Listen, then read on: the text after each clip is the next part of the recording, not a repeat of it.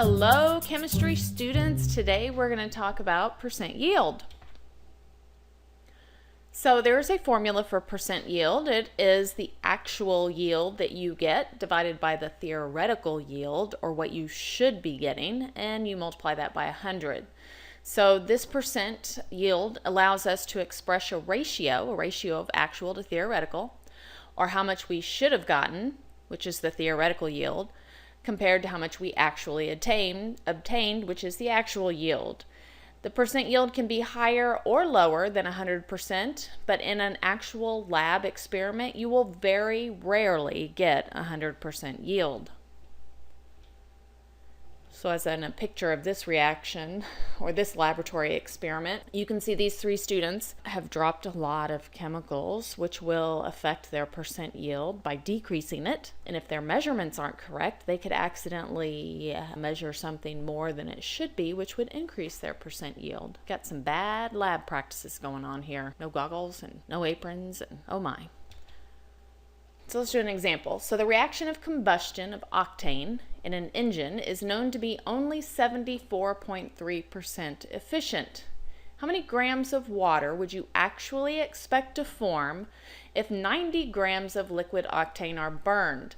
Our formula is percent yield is equal to actual yield divided by theoretical times 100. So right here are 74.3% efficient. That gives us our percent yield. And we need to figure out also what our actual yield is. And in order to do that, we have to figure out how much theoretically we can yield, plug it in here, and then figure out what X is. So the first thing we're going to do is draw a mole map, or a map on how we're going to get there for stoichiometry. We're starting out with 90 grams of octane. We know we have to go to moles of octane, and then we need to convert to moles of water and then grams of water. So let's start this out. We're starting with 90 grams of octane,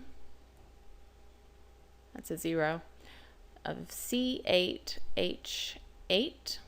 I'm going to draw my grid, my dimensional analysis grid. I know I'm going to moles of octane, so I'm going to put that up at the top, moles of C8H8. Whatever units I have on the upper left, I move to the lower right. So that's grams of octane, C8H8. And I look at my units to figure out what numbers I put here. I have a mole and a gram. That's molar mass. I know I always put 1 next to my mole for molar mass. To figure out the molar mass, this number right here that I'm going to put next to grams of octane, I need to take 8 times the atomic mass of carbon plus 8 times the atomic mass of hydrogen. That happens to be 114.26 grams of octane. I don't want to end up with moles of octane. I want to end up with grams of water, so I'm going to add another grid. From moles of octane, I go to moles of water, so I'll write moles of water up here at the top because that's where we're going. The units that I have on the upper left, I move down to the lower right, so moles of octane.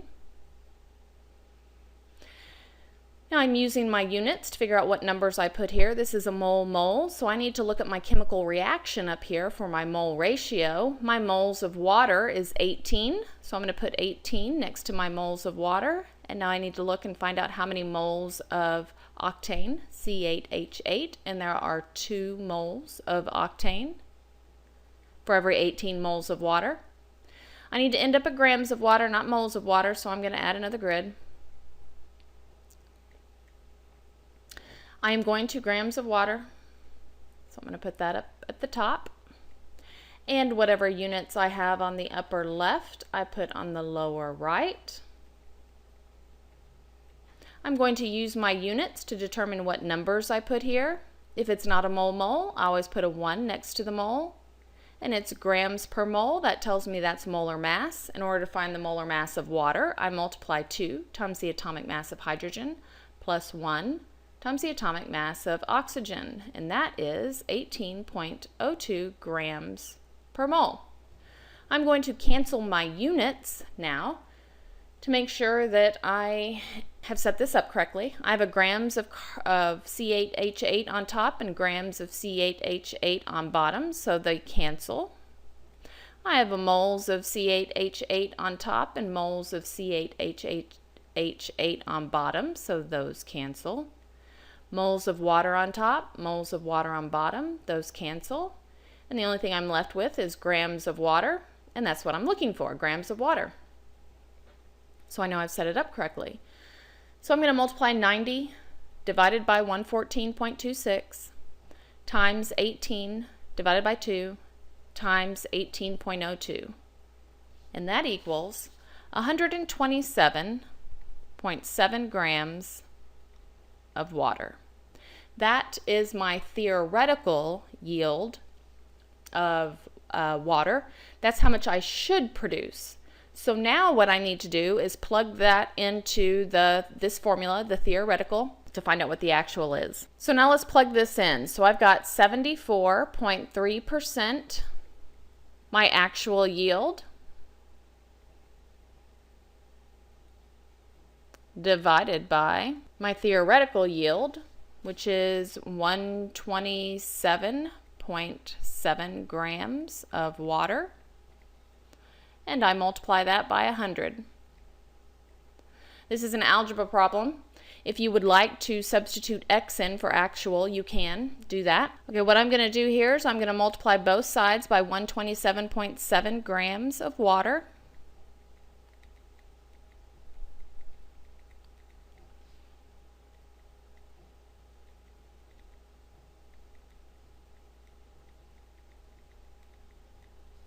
When I do that, my grams of water on top, grams of water on bottom go away. I've got 127 on top, 127.7 on top, and 127.7 on the bottom, so they go away. And I've got actual times 100 is equal to 127.7 grams of water times 74.3. I'm going to divide both sides by 100.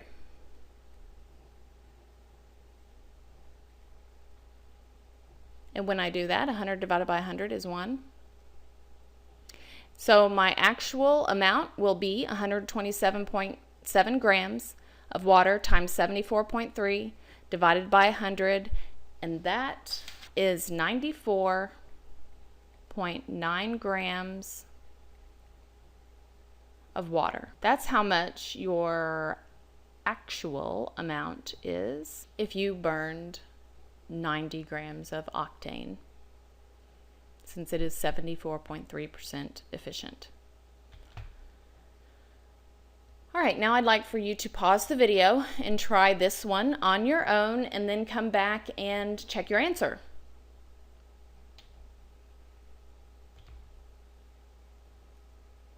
Your answer is 53.1%. If you got that as an answer, then you can go ahead and stop the video. You're done. You know how to do this. If you didn't get 53.1, keep the video on and listen to the explanation.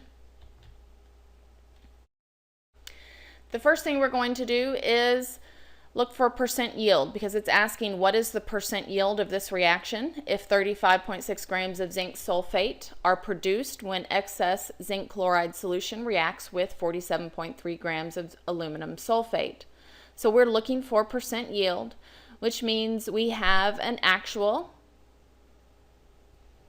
It says 35.6 grams of zinc sulfate are actually produced. So on this actual, we're going to have 35.6. And we are looking for our percent yield, which means we need to figure out what our theoretical yield is. And in order to do that, we have to do a mole map. So we're starting out with 47.3 grams of aluminum sulfate. We need to convert that to moles of aluminum sulfate. Then convert that to moles of zinc sulfate, and then to grams of zinc sulfate to find out what theoretically how much zinc sulfate we should have produced. So let's do that. 47.3 grams of aluminum sulfate. I'm converting, so I'm going to draw my grid. I'm converting to moles of aluminum sulfate, so I'm going to write that up at the top.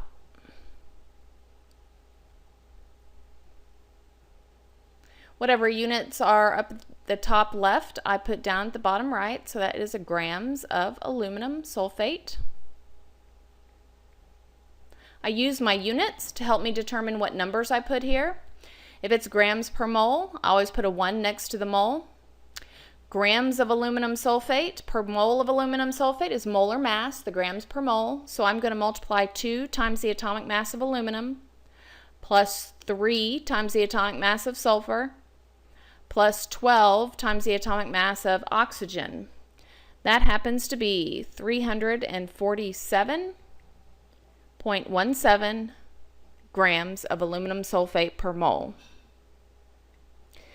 Now, once I've gone to moles of aluminum sulfate, I need to convert to moles of zinc sulfate. So I'm going to put that up at the top, moles of zinc sulfate. Whatever units I have at the top, on the upper left, I put on the lower right. That's a moles of aluminum sulfate. This is a mole-mole, that's a mole ratio. We always look at our chemical equation to find out what the mole ratio is. So I'm going to look for zinc sulfate, that's right here. We have 3 moles of zinc sulfate for how many moles of aluminum sulfate? So I'm going to look right here. It's for every 1 mole of aluminum sulfate. I still have another conversion I need to do. I'm at moles of zinc sulfate, and I need to go to grams of zinc sulfate. So I'm going to put that right up here. Whatever units I have in the upper left, I always put in the lower right. I'm going to use my units to help me determine what numbers to put here. I have a gram per mole. I always put a 1 next to the mole if it's not mole-mole. Grams per mole tells me that's molar mass, so I need to find the molar mass of zinc sulfate. That is 1 times zinc, the atomic mass of zinc, plus 1 times the atomic mass of sulfur, plus 4 times the atomic mass of oxygen, and that is 161.45 grams per mole for zinc sulfate. Now I'm going to cross out my units, cancel my units out if I have any. I have grams of aluminum sulfate on top and grams of aluminum sulfate on the bottom. Those go away, they cancel. Moles of aluminum sulfate on top, moles of aluminum sulfate on bottom, they cancel. Moles of zinc sulfate on top, moles of zinc sulfate on bottom, they cancel. The only units I'm left with are grams of zinc sulfate, which is what I'm looking for, so I know I've done this, I've set it up correctly. 47.3 divided by 347.17 times 3 times 161.45, and that equals, doing significant figures, 67 grams of zinc sulfate. That's not what we're looking for, though. We're looking for percent yield. It says, what is the percent yield? So we need to plug in these numbers. We have our actual. Percent yield is equal to actual divided by theoretical times 100. So I know my actual amount is 35.6 grams. My theoretical amount is this amount of 67 grams right here. I should theoretically be able to produce it. And I multiply that by 100. I've got grams on top, grams on bottom. Those units go away. 35.6 divided by 67 times 100 is 53.1% yield. Not that good. Thanks for watching.